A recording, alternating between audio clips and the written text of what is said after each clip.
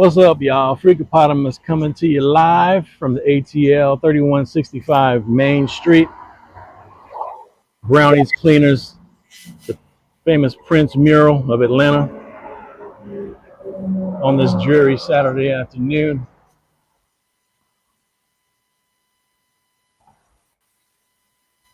Could not come to the ATL without stopping by and checking this out for you. Anyway, if you're in the ATL, make sure you stop by. It's 3165 Main Street, Atlanta, on the side of Brownies Cleaners.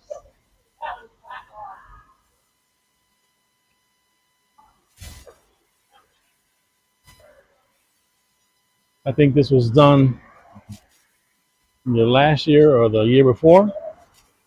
Done by this artist right there, Maggie Keane.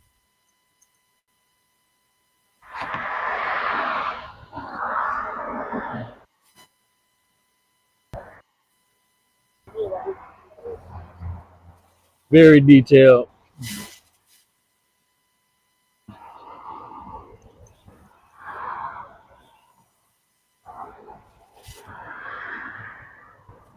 As you can see, folks are stopping by. You're not going to be alone when you come here. You got fans stopping by, checking it out as well.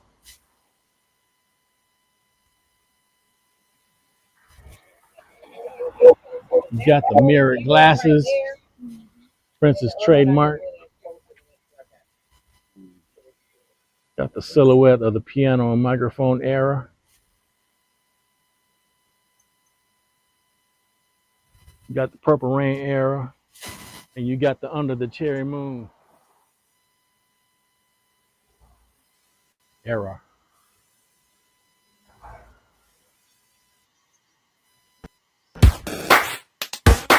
Welcome to the Freakopotamus podcast. You ready for some R&B, funk, soul, and Prince? Let's go.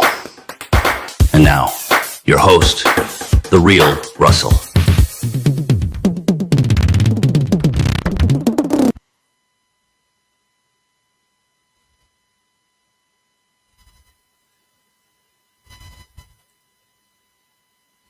What's up, everybody, and welcome back once again to the Freakopotamus podcast.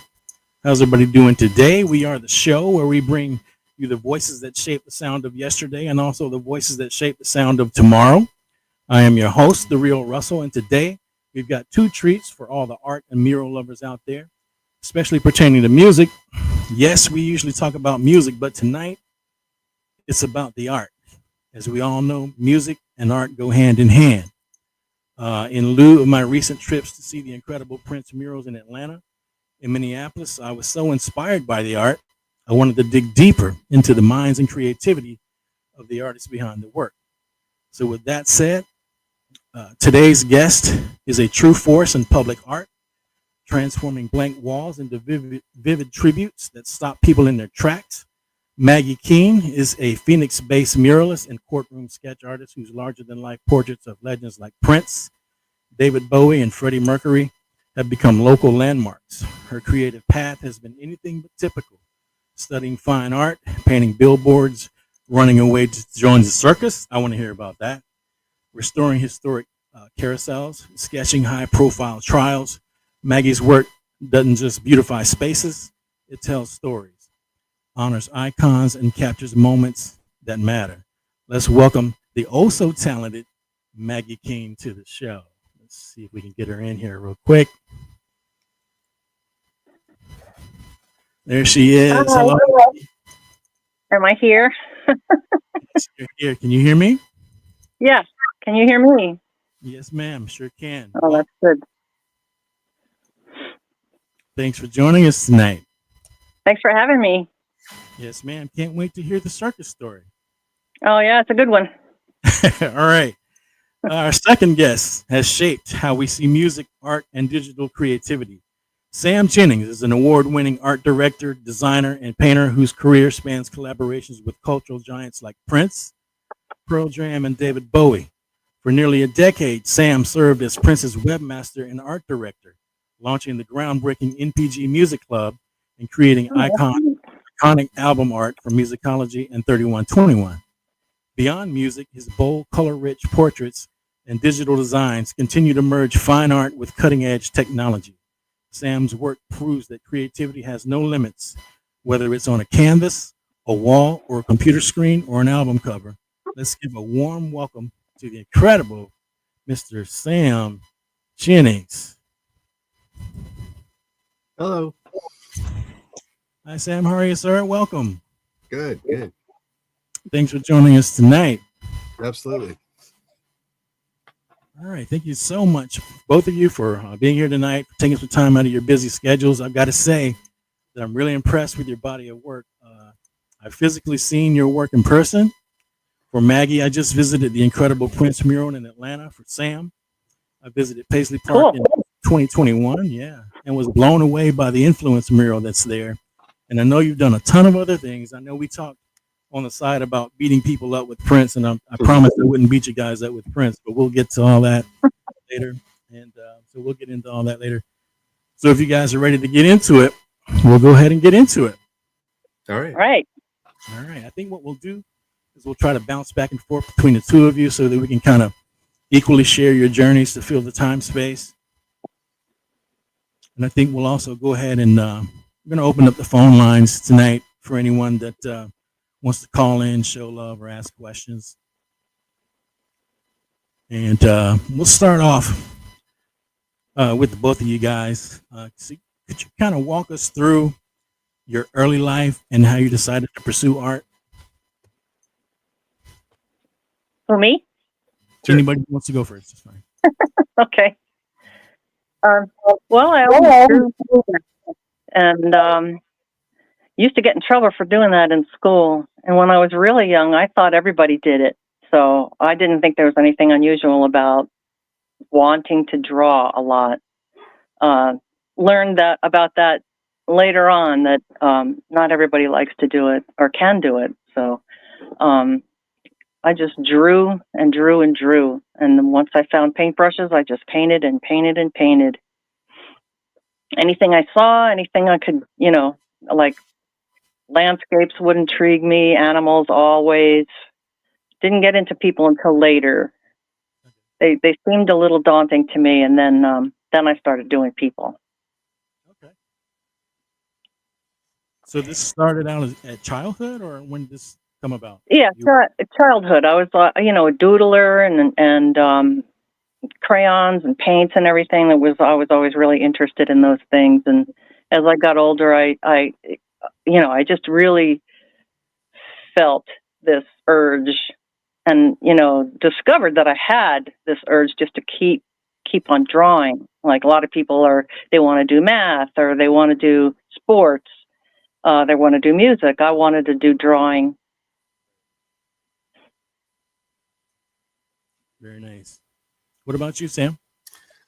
Yeah, similar to that. I started drawing when I was a kid and really got into the idea of being an artist and creating. I really wanted to be creative in what I was going to do for my life. So I pursued that to college at the School of the Art Institute of Chicago. And then while I was in college, that's when the internet was starting to become a thing. So I was studying design and painting, but I also started studying web design and using the internet as an art tool. So that led to connecting with Prince and then everything that came after that. But yeah, I've always kind of had it in my head I wanted to be a visual artist. And Prince was actually a big inspiration because he cared so much about his visual presentation that it really kind of showed me a way that it could all come together in like one big cultural connection. So, but yeah, that's kind of what led me down the road.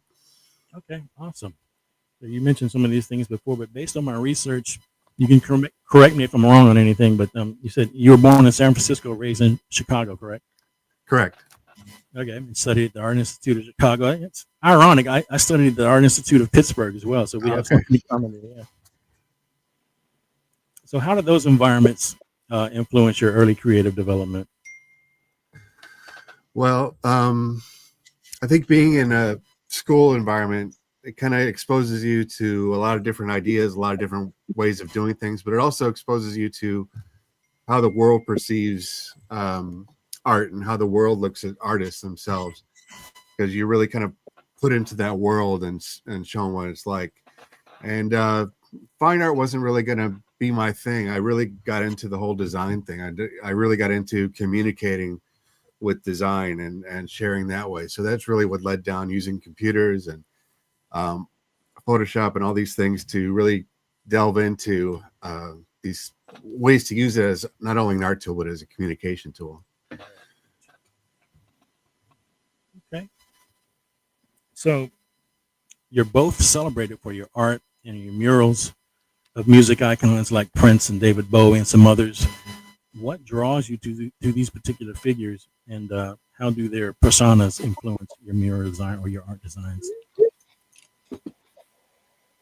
Well, my family is full of musicians, and my dad was a drummer, and he played in symphonic bands and army bands, and that's how he met my mom, in the army band. She was playing the trombone while he was playing the drums, but she was primarily a piano and organ person. So I never really got the music gene. I can hear it and sing it and, know what's going on pitch-wise, but as far as playing an instrument, the discipline for practicing was kind of not there. But I had tons of discipline for drawing and doing things with my hands. So when I started to do musicians, I thought, I really appreciate what musicians do. So it's kind of my way of giving back to what they provide me. I get very inspired to do portraits of them and to create something exciting that'll show the music, and so you can almost hear what they're doing. I used to, when I was a teenager, I used to go to my dad's band rehearsals and just sit and draw everybody, and everything that was in the room and everybody and their instruments and their music stand, things like that. And that was good practice for being a court sketch artist. Mm-hmm. Yeah. You mentioned earlier that seeing a mural, sometimes you can almost hear what they're doing. Yeah. And I got to say, when I saw the Prince one in Atlanta, I could actually hear the music from each era that you painted. It was crazy. I was hearing it in my head at the same time. Well, he was I was a big fan of Prince, and I did a couple of smaller portraits of him back in the 80s. But when I started doing murals, I decided that's what I'm going to do. One day I'm going to do a Prince mural. And I was kind of designing it in my head for years. I'll have this over here and I'll have that over there. And it kind of developed organically. And I tried different things for the background. But I planned out the position of each figure and then let the background develop organically. Okay. I guess that leads me to the next question. Can you share the creative and technical process behind the murals in Phoenix and Atlanta? How did it evolve from a concept to the pieces that we see today? Well, I was a billboard painter, so that technique of painting billboards just fell right into doing murals. We used a projector and worked in a big warehouse and projected the pictures on the billboard, sketch them in, and then paint them in. And so when I started doing murals, painters became obsolete in the billboard business, and now they're all vinyl wraps or they're digital. So, I just decided I'm going to do this on walls around town and see how that works out. And so far, so good. It's tricky the trickiest part is getting down there and setting up to project. You never know what you're going to come across, if it's going to be there's going to be things in your way, if there's going to be street lights turned on that are going to interfere with the picture. So it's a very interesting process. But then you get everything drawn in. Well, for Prince particularly, there was a big bright street light hitting that wall. So when I was across the street, I could see the picture that I was projecting. But when I ran over to it, it would disappear. So I would just go over and throw up little hash marks as landmarks, and then just kind of freehand it in later. Okay, so do you typically work from back to front? Is that how it's done as far as a mural goes? Like you first, and then you work backwards. That was one of the things we did when I painted a billboard. We worked back to front and dark to light. So when I started painting canvases, I did the same thing, and then I discovered it doesn't really make that much of a difference. I like to get the tricky parts done first, meaning the faces. Right. I like to get those done and work on everything else, and then later on I'll come back and see something wrong with that face. I'm constantly noticing some things that are off, so I would change them as I go along. But yeah, it doesn't really matter what I do, but if it's back to front. We actually had a picture. I don't know where it is tonight. Maybe I didn't upload it, but it was a picture of, I think it was the Prince Phoenix mural, like in between phases. It wasn't complete yet. That was interesting to see. It was just, I think what I saw was just silhouettes. Right. Yeah. Yeah. I knew that I was going to be some of those images, so I got them up first. And I had a couple of different things going on in the background that I got rid of, and then I asked a friend of mine to make me a stencil. He does laser cut things out of wood and all kinds of materials. So he cut me out a stencil that's got the little Prince symbol in it. And that worked out really well for the background. And then, of course, I was going to throw in the doves. So.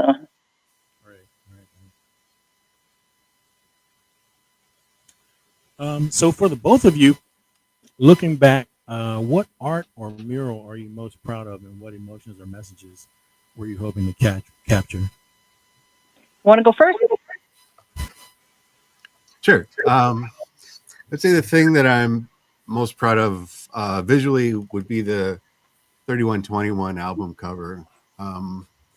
That whole period of time was very creative, and Prince and I were working on a lot of stuff directly. It was a really fun time. He was staying out in LA, so I'd come out to LA and visit and work in the studio.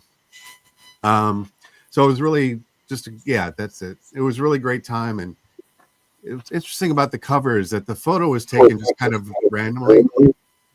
It was like backstage at an award show, and he just wanted to get a picture of his jacket. But then when I saw the picture, I thought, that's a really great album cover because it communicates the album. We know who the silhouette is. It's obviously Prince. We don't need to blast that out. Like, let's just make it this simple cover. And then I added some embellishments and the colors and the oranges and other things like that. But it's interesting because that album, the artwork for the album changed a lot over the 6 or 7 months that we worked on it. But the cover stayed. There was the one thing that was constant throughout, and I was really proud of that. And then when it came out and I saw posters of it around the world, I was really happy about that. I thought it came out really well. Nice. Yeah. You mentioned I'm jealous you got to work with him. That's awesome.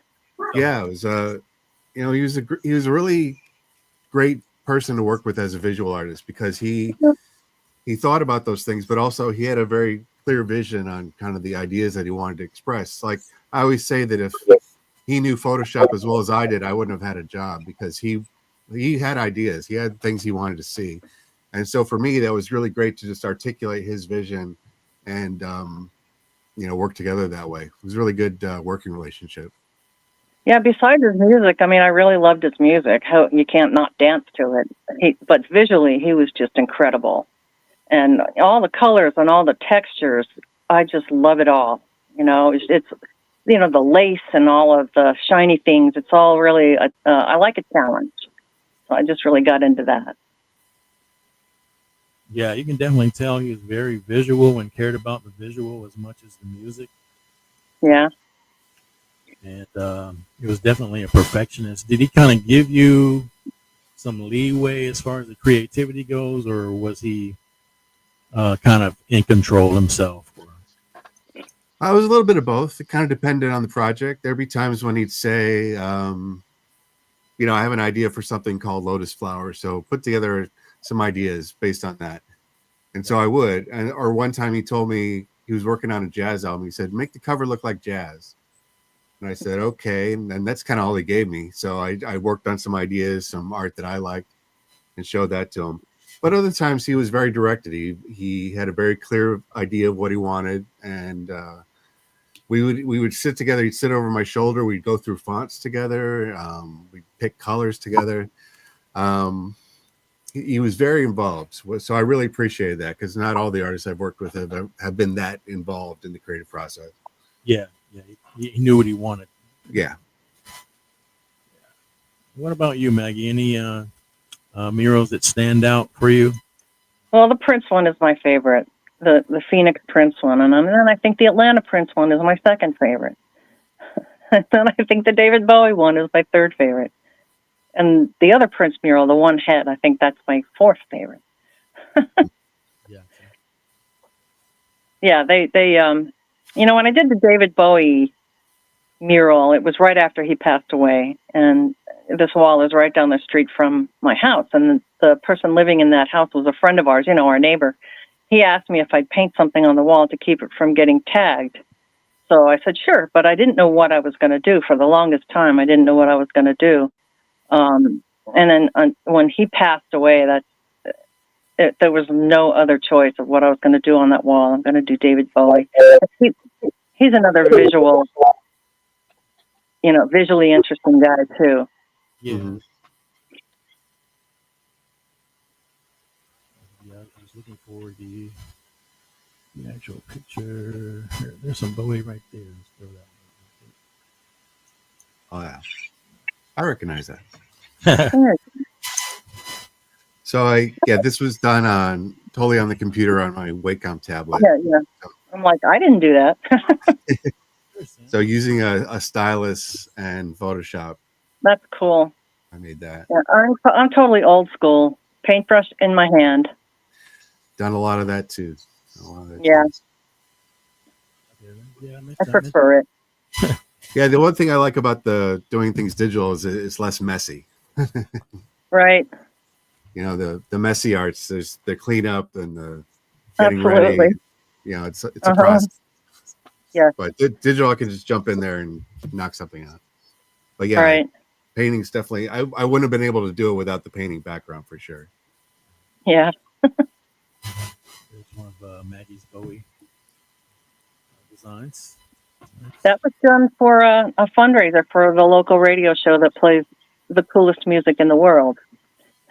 So I did that for a raffle for their fundraiser. Very cool. Very, very cool.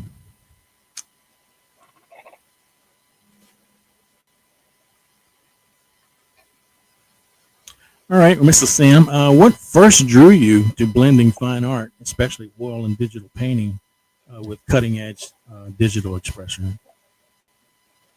Well, like I said, when I was in college, it was really starting to become a thing. And so that was a really great environment to be exposed to new technology, new ways of doing things, with classes you could take, and also other people who were in the same boat as you who could help you out, and you could help them. So I still maintain painting, but that it felt like it was more for me doing the painting, and the digital art was going to be something more commercial. So and then I started doing digital portraits just to try it out, and I wound up doing a lot of those. But yeah, it was really just kind of as a way to form a career, was definitely using the digital arts and digital process, which was just becoming more and more popular at the time.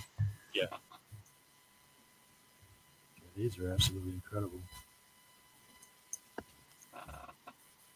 I painted that Elvis. Oh yeah, it's a good photo. Yeah. Yeah, I just showing some video of your actual body of work, not necessarily. What's that?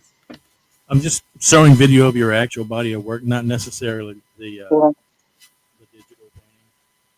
Pretty much a lot of your other stuff as well, like the website. Mhm. We'll talk about the website and stuff later. That's the one that was supposed to look like jazz. Well, okay. 21, the Hotel Rio. Yep, that was when he did his residency there.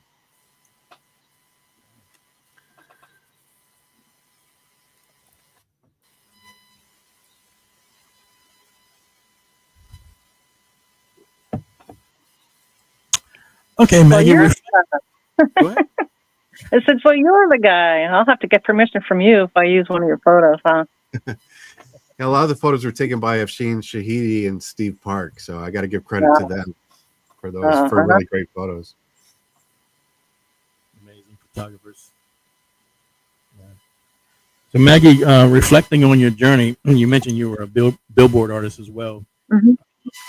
From a billboard artist to a muralist, courtroom sketcher, and restorationist, what advice would you offer emerging artists? You're breaking up, Am so I you'll breaking have up? to repeat that. Yeah. Yeah, I was asking, reflecting on your journey from a billboard artist to a muralist, hmm courtroom sketcher, and restorationist, what advice would you offer emerging artists finding their path?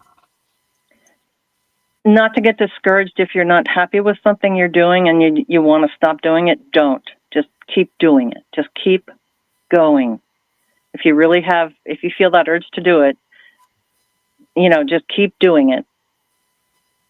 Don't listen to anybody that tells you you need to do this or you need to do that. Follow what's in your gut and in your heart. And if their advice is worth taking, it'll occur to you later, and you'll go, yeah. Now I know what they were talking about. I had some art teachers try to do this, and I was just very stubbornly going, no, I'm doing this. So yeah, I would just say don't get discouraged and don't stop. What about you, Sam? I've always thought, that sort of old saying about how you got to put in 10,000 hours into something to become an expert. Like I've always really felt like people just need to do the work. Like just do a bunch of ugly stuff, do a bunch of stuff that doesn't work, but just like keep doing it, Mm-hmm. keep creating, Mm-hmm. keep making things. And that's the only way you're going to get really skilled at it, is just by doing it. So that's what I always tell people. Just do it. Even if no one sees it, even if it's just for you, just make stuff. Practice makes perfect, right? I agree. That's what I was always told. I think most people were. What do you both hope that viewers connect with most when they see your work? Where they connected most? Yeah. What do you both what do you hope viewers can connect with most when they see your work? Well, I think for me, it's just some energy, some sense of something dynamics going on, that it's just full of life, and that people get inspired by it. I'm inspired all the time by visual artists and musicians, and hope to connect with that for the audience. Same here. Mhm. Especially with a musician, like you said, if you can look at the mural and hear their music, that's one success. Oh yeah. For sure. So how do you both typically approach your work, whether it be a new mural or art piece from concept to completion? How do you approach it typically? Go ahead, Sam.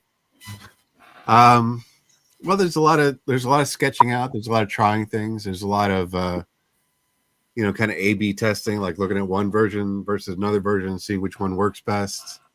That kind of process, and then finessing it is also a long process for me. Just like getting it to the point where I can let go and say, it's good enough. Because I think for artists, like, it's never done. There's always, like you were saying, Maggie, something to change or tweak or adjust. So Yeah.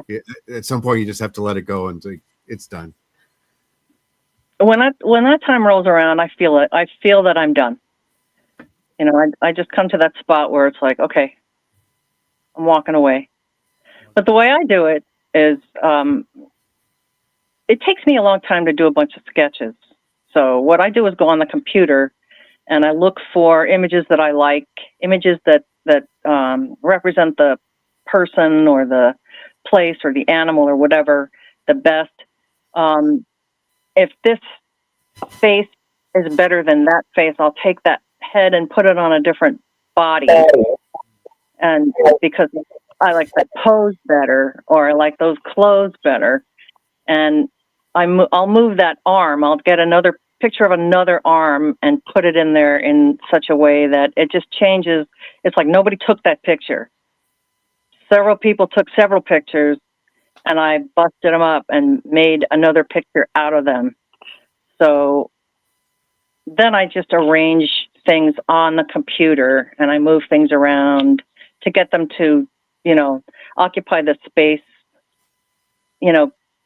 creatively and interestingly, and put a background behind it on the computer. Didn't do that for prints because I didn't have those images, that stencil. But for other ones, a lot of them have just solid backgrounds, and I'll just switch colors around. And usually that's to show the client, and they pick what color they like, or they pick what pose they like, or can you add this? Can you do this from this period? And I'll just go back to the computer and get more pictures and put it on there, and then they approve it, and then I project it. Yeah, I did notice the similarity between the Atlanta one, as far as Prince, and the Phoenix one. Were similar in some ways, but like the Phoenix one had more, in my opinion. Phoenix one's bigger. It's a big wall. And Atlanta, the way I got to work in Atlanta was I paint murals for like the Black History Month murals. There's an organization called Shining Light Foundation who is run by a wonderful woman named Gisette Knight, and she collects muralists that she knows do good work, and she lines us up with murals, and started in Phoenix doing some murals here, and then we donated our time the first year, and then the second year it was so popular that she began to get sponsors, so she was able to pay us, and it just kept growing. So it's called the Black History.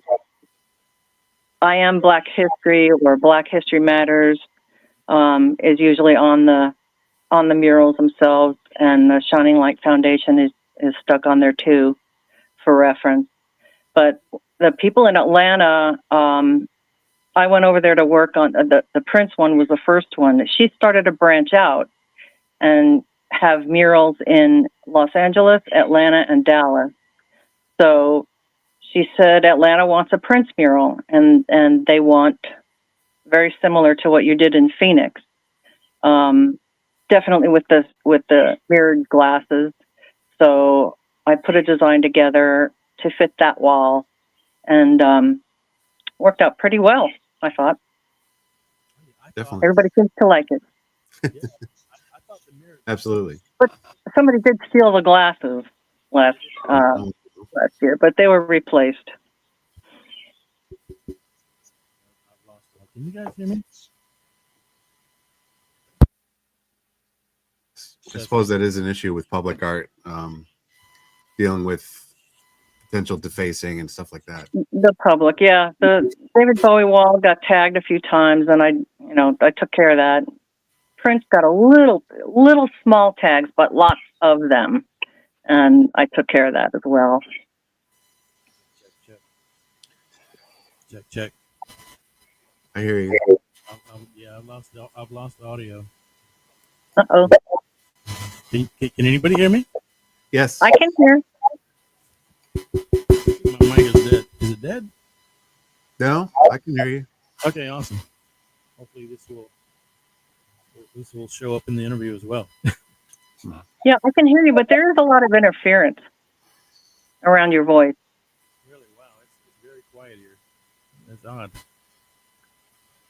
Okay. It's nothing that's being played. It's like feedback or something. Painting polish that you can hear. Eye painting polish. What was that? Painting polish has joined us tonight. She said she can hear, or if it's a male, he said he could hear. It looks. I was just saying hi to the person in the chat. It's somebody I know from Twitch. Oh, okay. Ah. Okay. Painting polish. Can you hear on your side? Can you hear everyone?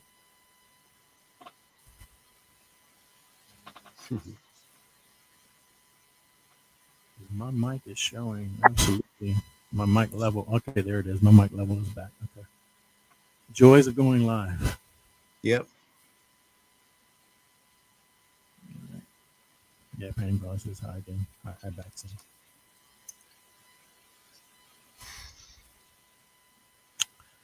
All right. So, Maggie, what is the balance between planning and improvisation when you're working on a wall?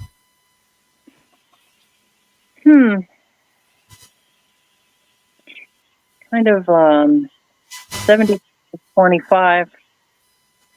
I plan a lot, but if there's a time where I don't exactly have a plan, I'll just do what is planned, and then ideas come, and I put those in as they develop. But it's mostly planning.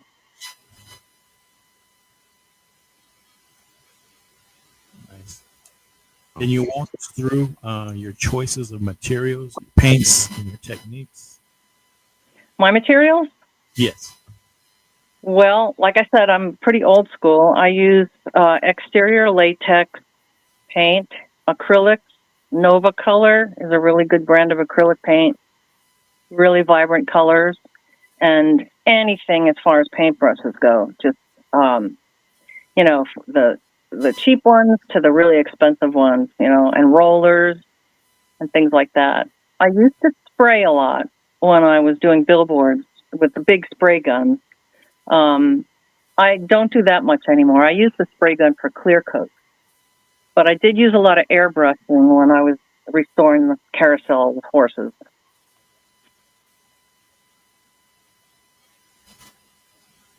Yeah, I was always curious as to what a muralist would use on their murals. Mm-hmm.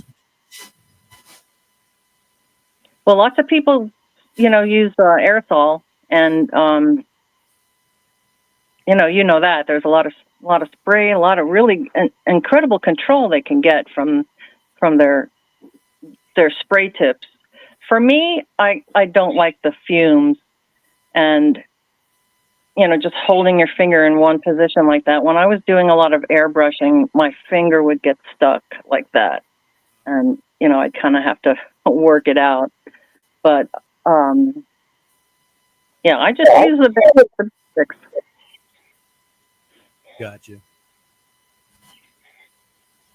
So, Sam, speaking of paints and materials, you're also an avid painter. Can you tell us about your face-centered, color-rich portraits, and what role do these artworks play in your broader creative expression?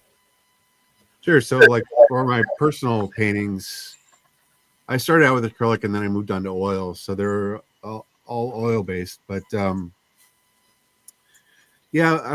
saw this art exhibit when I was a teenager at the Art Institute. It was by a local artist named Ed Paschke. It was a retrospective of his work, and he would paint these big faces with lots of lines, and he painted like Elvis and the Mona Lisa and all these other people, and that was really exciting to me. Seeing his work like really big and up close, that was really great. And since he was local, I did get a chance to meet him and talk to him a few times, so that was great. But he was a huge impact on like my personal painting, because I just really love the way that faces communicate, a whole bunch of emotions and ideas just with the face. And so, yeah, kind of like what Maggie was saying, going through and looking for compelling photos.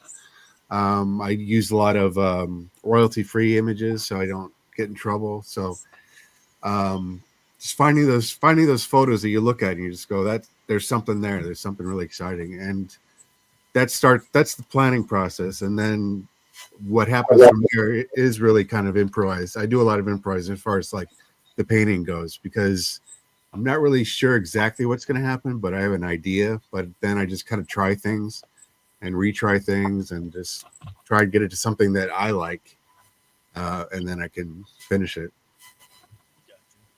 Oils are the best, aren't they? Yeah, They're definitely. just so forgiving. They're so forgiving. I do a lot of my own work with oils too, my own canvases. Yeah, that's my preference. Right.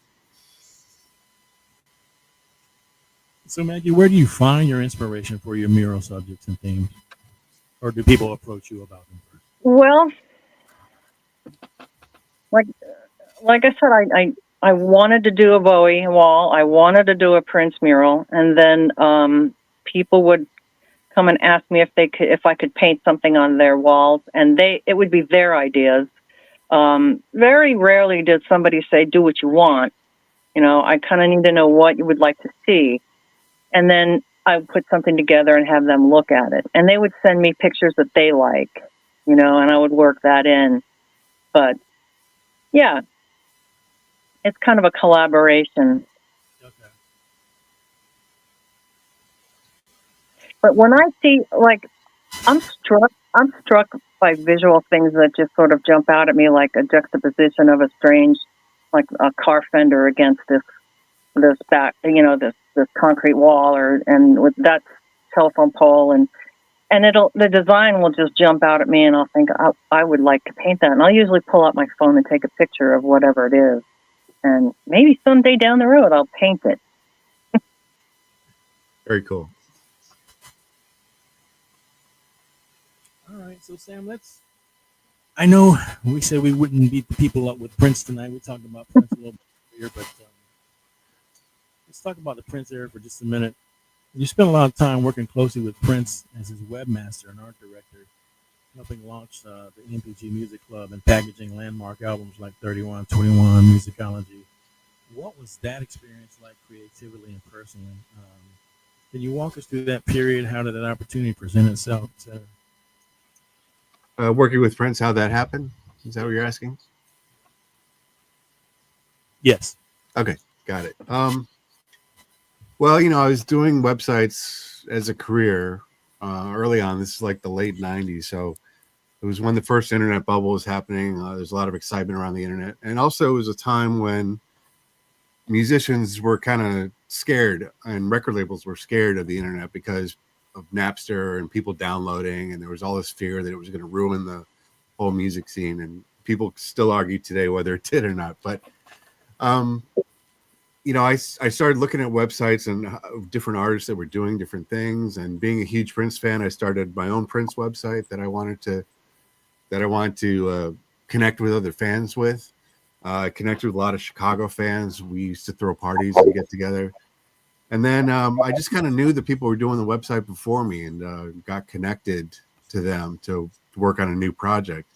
And then once that was done, I think Prince saw something and he pulled me on to the next project and the next project. And then eventually we developed a relationship where I was starting to do more creative things for him, like albums or merchandise or tour books, editing photos, all those kinds of things. So it was a gradual process, starting small and then getting much bigger later on. But I think he just really liked working with me. And I was very fortunate that was the case. Okay, so That's awesome, and I'm very jealous. What's that? I said that's awesome, and I'm very jealous. Thank you. So he pretty much sought you out. Is that how it worked? What's that? So he pretty much sought you out. Is that how it worked? Well, like there were other people who were working on web projects for him. They didn't have the professional experience, so they were okay, but they weren't like next level. And Prince wanted to take it to the next level, so that's kind of where I stepped in. And then he started throwing together ideas about how this could be a business and how we could use the internet to distribute his music.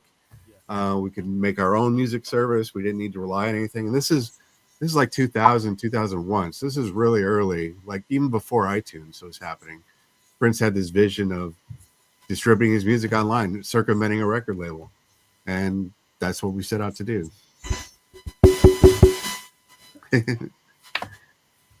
I hear you. Okay, I still feel as if My audio is not coming through. I'm not seeing any signal on my board here, but we'll keep going, see how it turns out. So, of course, we have to talk about your mural of the famous influence wall inside of Paisley Park in your Studio A. How did Mhm. that come about, and what inspired it? Can you take us through that process? Was it all Sure. Princess envision, or did you have any input as well? Um, well, it started in Vegas. Actually, it started a little bit before that. Extravaganza. An early version of Lotus Flower, the album, and there's the mural. An early version of Lotus Flower had this picture that I made of Prince, standing with his arms out against the lotus flower, and we were going to use that as the album cover, but then he changed his mind. He wanted to do 3121 instead. So, and there you can see coming up is a picture of him with his arms out against the lotus flower. But once we got to Vegas, he said we can reuse this, and so we actually were doing a lot of murals in Vegas in the backstage area. Like he just wanted to make the backstage something special.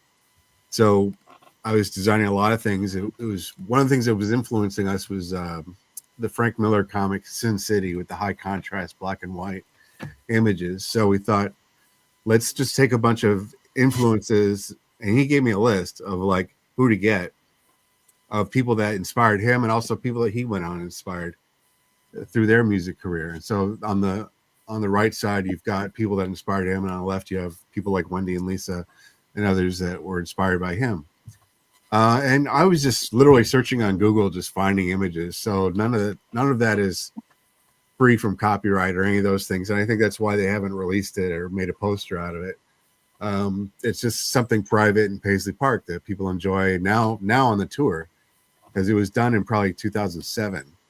And then the tours didn't happen until 2017. So for 10 years, it just kind of was there. And if you knew about it, you knew about it. But I'm really glad that the tours now enable people to get to see it. And I like it. Oh yeah, I took the tour in 2021, and it's one of the things that caught my eye the most was that mural, and I was like, wow, I'm glad this is a stopping point. This is amazing. Well, thank you. Yeah, there Can I ask a silly question? Sure. Is that paint on the wall, or It's were actually you? it's a vinyl wrap. Okay. Your nemesis. Right. Well, my brother used to work for the company that made the material. Okay. For a while, so that's funny. Yeah, Prince really got into these wall wraps for a period of time, and so I was designing them on the computer, making these huge files, and showing it to him. Then we decided something, and then to have these guys come out and put it up. And there was talk even of expanding this one to have it be the whole hallway with more. And I do have a version of it that it covers the whole hallway, but that never got to happen, unfortunately. Cool. So you didn't get to drip any paint on the floor, did you? Nope, not this time. That is awesome. So it all stemmed from the 3121 Vegas stint that he did. That's very cool. So after your work with Prince, you collaborated with artists like Pearl Jam, David Bowie, Gorillaz, and even took some roles at Microsoft and Ebony Magazine. How did you maintain your creative identity across such diverse platforms and clients like that? Well, when Prince and I were kind of done working together, I was looking for another artist to connect with, and fortunately, it led to working with Pearl Jam for a couple of years. And the creative process was very different with them. They weren't very hands-on; they weren't very a part of it. So I would kind of hear directions from third parties or their manager. I mean, we were all in the same building, but I just wouldn't see them that much. So that was different. So I had to adjust, and I was a little more given a lot more freedom to just kind of do whatever, and then they take a look at it and decide if they want to use it. And then I got connected to some promotional companies, and they would connect me to Gorillaz and David Bowie, like you're saying, and I did a bunch of small projects for them. And then currently I'm working with Avril Lavigne on what she's doing, and so that's been interesting too, because we communicate a lot online and texting, and phone calls, and so that's very different than with Prince. But she's been fun to work with too, just because she has a very defined aesthetic, so I get to play around with that. So yeah, it's been fun. I can imagine. So I guess this is for the both of you. What's the most physically or technically challenging piece you've ever worked on? Physically challenging piece? Yeah, or technically. Whoa, I can barely hear you. Yeah, that's. I'm having problems with my audio. I knew I was having problems. Can you hear me now? Yeah. Yeah, but you said what was the most physically challenging piece, right? Yeah. That would be the first Prince in Phoenix because it was so tall. And I had a scaffold, but it didn't get me to the top. So I needed to improvise, and I felt a little bit like a wire walker sometimes. So, yeah, plus the heat in Phoenix is pretty, what's the word? Off-putting. I worked from May to June on that, so I dealt with some heat. Yeah, no doubt. What about you, Sam? I don't really have any physical issues I got to worry about. Because I work almost entirely from my desk, so I think the biggest issue for me is not gaining like 400 pounds. Just sitting around at my desk all day. But excuse me. But yeah, there's long hours, and there's a lot of pushing things around on the computer, so it can get taxing to some degree. Not the same thing as being up on a scaffold and doing that kind of work, but yeah, it has its own challenges. When I sit at the computer, I get a really sore wrist. Mm. Do you ever get a sore wrist? Well, you gotta play around with different mice, I think, because like the mouse tool, you have to get one that kind of fits with your style. There's different ones that are more taller and wider, and or you can just use a stylus, which just functions like a pen or a paintbrush. Just get a small tablet and then just use it as a mouse with the stylus, and that works too. You can do a lot with the stylus. Painting Polish has a question. Her question is for Maggie. Curious how Maggie scales murals onto a surface grid. I'm just fascinated by people that do those doodle grids. I'm trying to wrap my brain around how that works, but I use a projector. So I get it up there as fast as I can. And the projector has been the answer for me. Yeah, makes sense. But yeah, maybe she missed that part. You definitely answered that question early on, but perhaps this person missed the beginning of the interview. As far as scale goes, I'll take a picture of the building and then put all the pictures into that little rectangle, so I know that when I project it up there, it's gonna fall into that space. Yeah, I was doing the same thing with the murals at Paisley Park, taking pictures of all the different rooms and the walls, and then just basically drawing on the walls on the computer. Yeah. So who chose that wall, Sam? Was that you, or was that Prince, or somebody else? Or that was Prince. That was right outside Studio A. So that's Studio A is the main center of Paisley Park, essentially, as far as recording goes. So he wanted it right outside the doors of Studio A. So this is for the both of you. Have you ever had to completely change a mural or anything mid-project? I'm sure you have.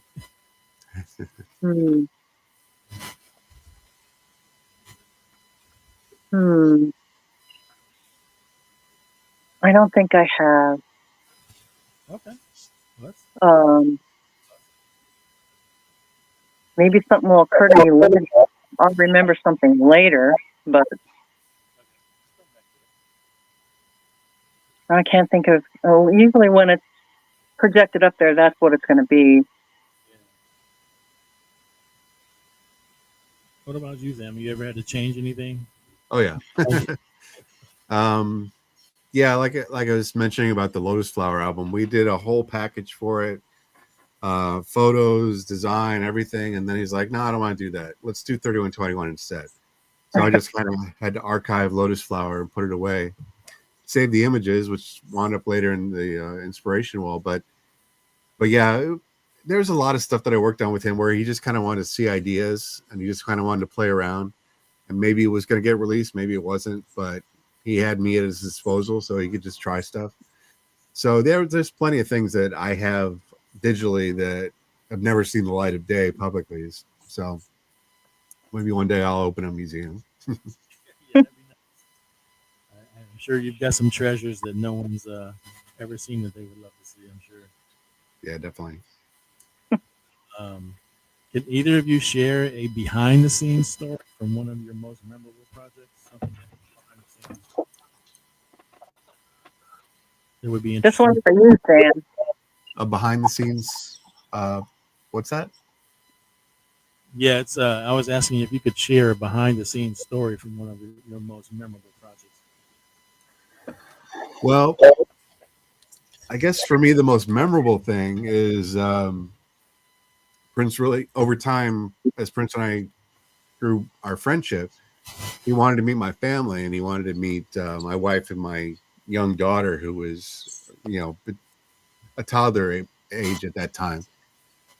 So he would bring them out to LA with me sometimes, and we would all hang out at the house, have dinner together, listen to music, whatever. And there was one time, a fond memory that stands out is that my daughter, who's probably like 3 at the time, we were eating dinner. She was getting kind of antsy, so Prince said, "You guys stay and finish your dinner. I'll take her and I'll show her the hair salon," because of course he had a hair salon in his house. And so they go and they're doing whatever, and then all of a sudden, out from the doorway comes my daughter with a head to toe wig on. Basically, looks like Cousin It from Addams Family, and she runs around the table a couple times, and Prince is off on the side laughing, and we all just got a big kick out of that. But special moments like that are the ones that really last. And my daughter has no memory of it, of course. She's 22 now. Well, my behind the scenes activities can't hold a candle to yours. The only behind the scenes things that I've got is from being a court sketch artist, when I would end up in the elevator with people like Joe Arpaio, when I was sketching him, and our conversations were kind of humorous. Mm-hmm. Talking to the bad guys. Yeah, it must be really interesting. Sounds really interesting. Yeah, Joe Arpaio wanted to know why I always make him look like the devil. Right. That was a good one. So, has a viewer's reaction ever deeply moved or surprised either of you? You'll have to repeat that. Viewer's reaction is what? The viewer's reaction ever deeply moved or surprised either of you? Yes. When I finished the David Bowie mural, a family pulled up. I was down there looking at it with a couple of friends, and a family pulled into the parking lot there and got out, and there was a grandfather of this family got out of the car and stood there and started to cry. And I was I couldn't believe that. David Bowie meant so much to so many people that, some people would say, "Oh, he changed my life. I was going to commit suicide, and then I heard his music." Things like that. That just blows me away. And I'm grateful that I was able to give them something to look at and appreciate. For sure. Anything for you, Sam, on that one? What's that? Anything for you as a viewer's reaction to the deeply moved? Well, since I was working on these commercial projects, a lot of people saw them and have been affected. I did see a couple tattoos of some of my work, which was interesting. Mhm. But I think I think the inspiration wall has really been something special, because I hear a lot of stories about people take the tour and they see the wall and they're really kind of blown away by it, because it's not something that's out in the public. It's not something that you can get a poster of. It's something that you can only see at Paisley Park. So when people go to Paisley Park, they tend to be kind of in awe in general, because it's Prince's chocolate factory. Basically, it's just this wild Prince place. But then to see that as a highlight, I think that's been really special for me. Yeah, One of these days I'll get there. All right. You Never should. been there. Yeah. yeah. Whether you're a fan or not, you got to get there. Man. It's amazing. Once you walk through those doors, whether you're a fan or not, I always say it hits you hard. And you can feel its presence there. Mhm. Wow. Yeah, when I saw that mural inside of Paisley Park, I was one of those people. I was emotional, and first thing that came to my mind was, "Oh, I've got to have this in my man cave." Right. But, Paisley Park asked me about the images, if we'd secured copyright, and I just told them no. Like, it's all bootleg stuff. Like, there's no way it's going to be legal to sell. yeah, So that kind of makes it a little extra special, though, because like I said, it's only something you can see if you actually go to Paisley Park. and that's the reason to go for sure. I would say. So, how do you both keep growing and challenging yourself artistically? Hmm. What was that? How do you both keep growing and challenging yourself artistically? I'm thinking. I think for me, a lot of it is getting inspired by the people I work with, and also just being exposed to culture and things that are going on. And music, of course, is a huge part of my life, and getting inspired by that. So, just kind of being out there and open to new ideas. Ditto. Ditto. Here's a fun one. Yeah. Here's a fun one. If either of you could create a mural anywhere in your world, where would it be and what would it depict? Anywhere in the world.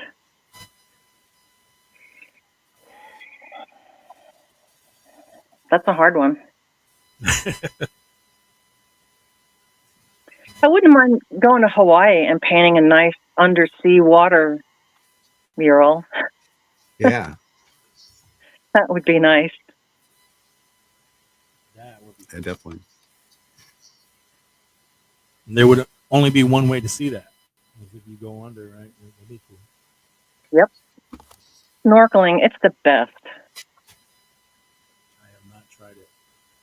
Take the GoPro underwater, get pictures of turtles. That's great.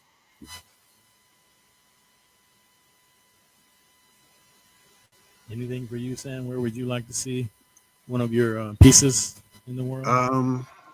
Yeah, if I could create something that could get blown up really big, I guess I'd like to put it in New York City, just because there's so much beautiful public art there already. It's nice to be a part of that, I think. There's a company in New York called Colossal Media. Have you heard of them? No. Well, they are literally recreating the old school way of billboard painting, only on walls. So there's a slight difference, I guess, but they're doing the exact same process that I did when I was a billboard painter, and just, putting it on the walls for different advertisers, things like that. I would also like to have a piece of New York. That's my hometown, so. Oh, yeah. Yeah, I'm a big fan of Shepard Fairey and the stuff that he does. So What was his name? his name's Shepard Fairey. He does the Obey stuff. But he's got some stuff in New York which I really like, so that kind of inspired me. I was blown away by a guy named Chuck Close, who Uh-huh. he's got some work in the subways down there. Huge photorealistic faces. He was one of my first influences. Oh yeah. These guys up taking notes, you know. I don't remember seeing that many murals in New York City. What's that? Can you hear me? Yes. Okay. I don't know if you're getting the mic audio or you're getting my laptop audio. Oh, we lost you again. Yeah, This is terrible. I'm hearing a whine. It's like you kind of fade in and fade out. It's crazy. Let me try unplugging my mic here. Okay.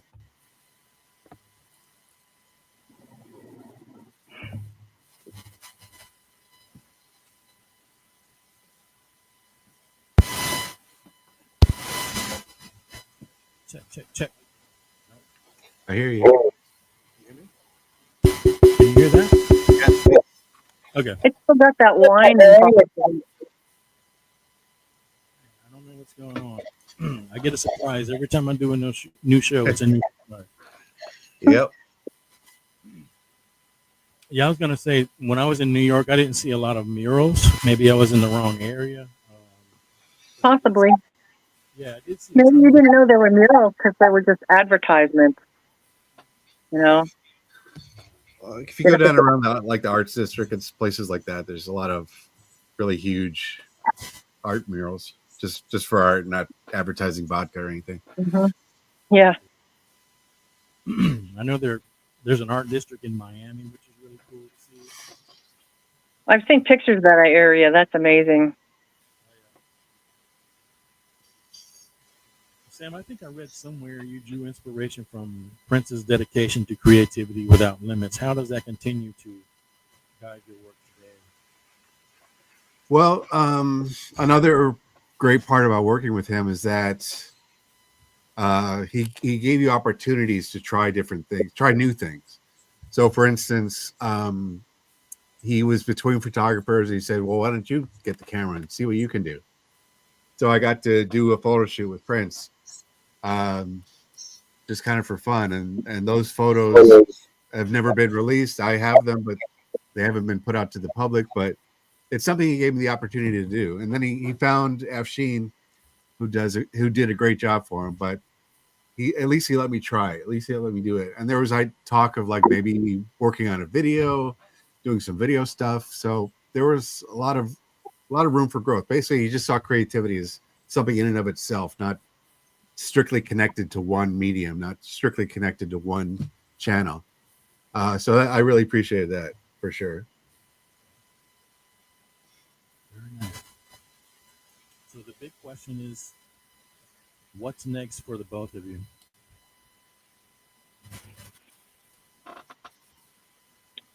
Well, since it's over 150 degrees out here, I'm not doing very many murals outside.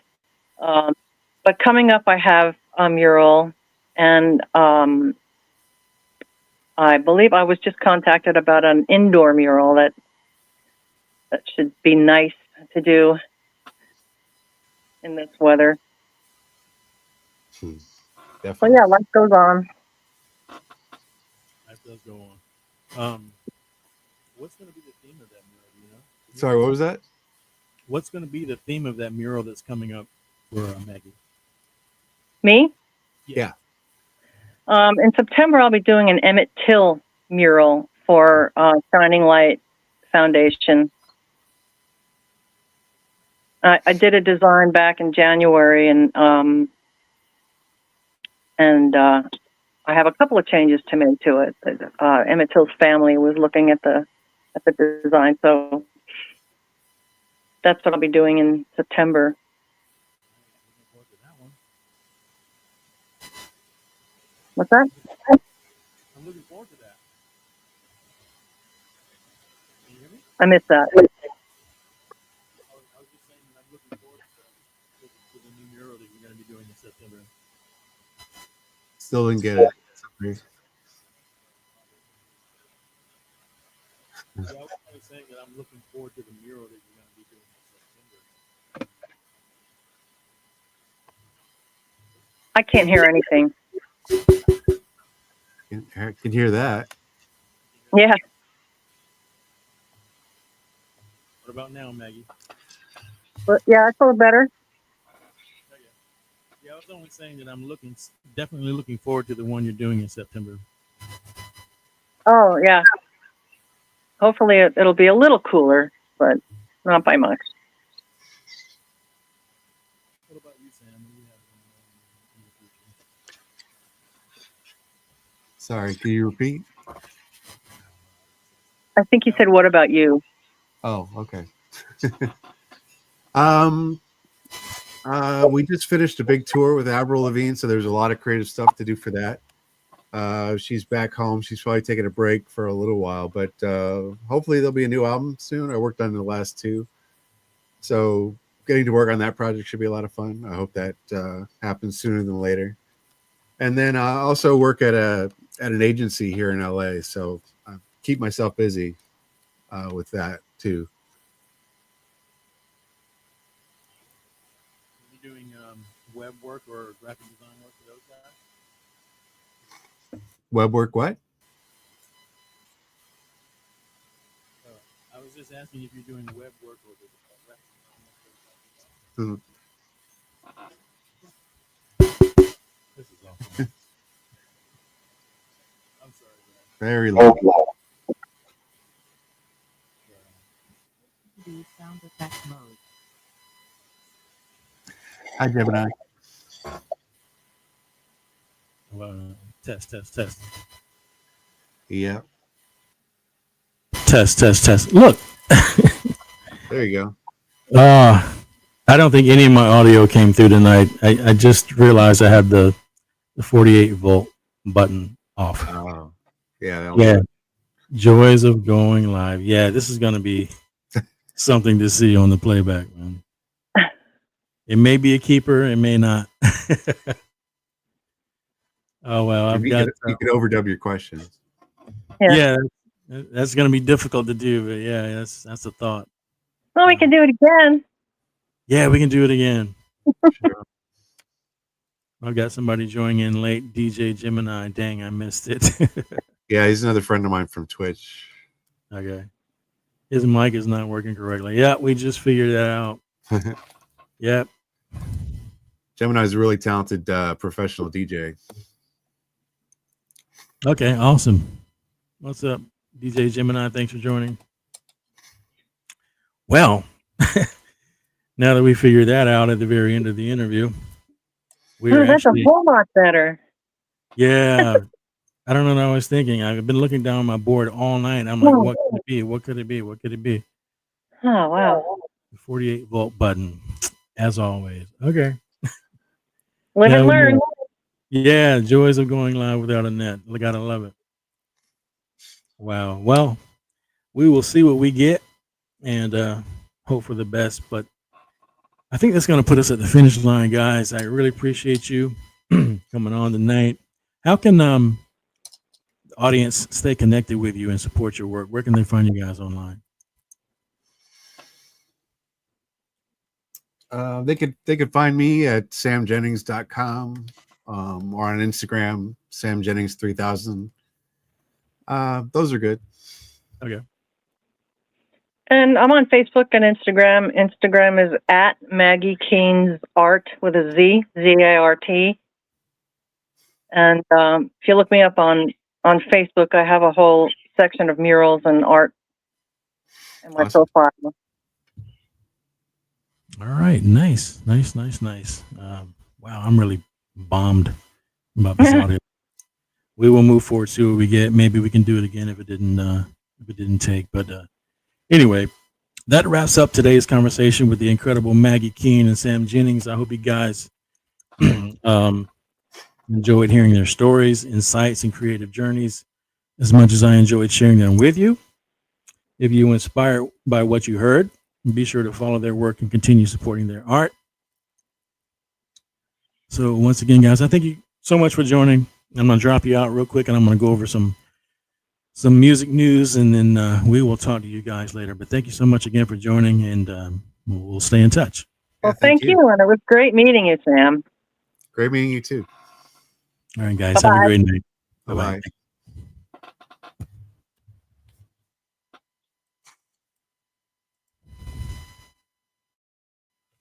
All right. There you have it, folks. The great Maggie Keane Sam Jennings.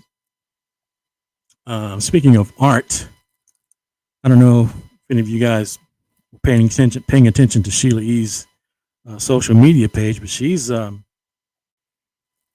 announcing her debut art collection. And she says she is excited to announce that her debut art collection, Imagination Collection, is back and it's more exclusive than ever.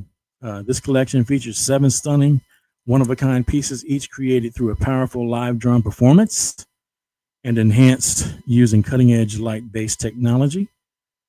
Every piece is part of a limited edition, individually numbered, and personally signed by Sheila. She says you can own it, frame it, and hang it. For more details to secure your piece today, visit SheilaEArt.com, and I have a video that coincides with that. Let's take a look real quick.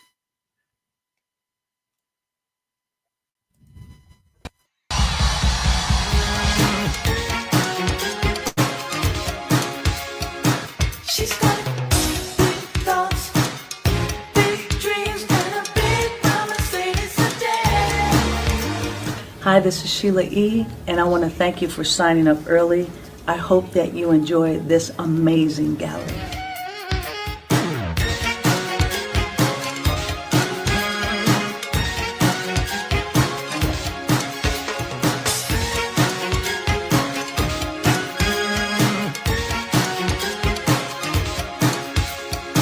She wears a long fur coat of me, even in the summertime. Everybody knows from the corner. All right, there you have it, folks. That's going to wrap it up for tonight's show. Sorry about the audio quality tonight. Hopefully, it will come through during the playback. If not, then maybe we can do this again sometime soon. I don't want to put these guys through the trouble anytime soon, but we shall see. Maybe I can do some editing to make it better. We shall see what we get. But anyway, if you enjoy this podcast, don't forget to subscribe to the channel. I'm over on YouTube. I'm over on Instagram, TikTok, and I have a Facebook group, all under the handle Freakopotamus Podcast. If you love today's show, leave a comment and a like. It really helps us keep these inspiring conversations coming your way. So until next time, as I always say, live, love, and dream, y'all. Thanks for watching. Peace.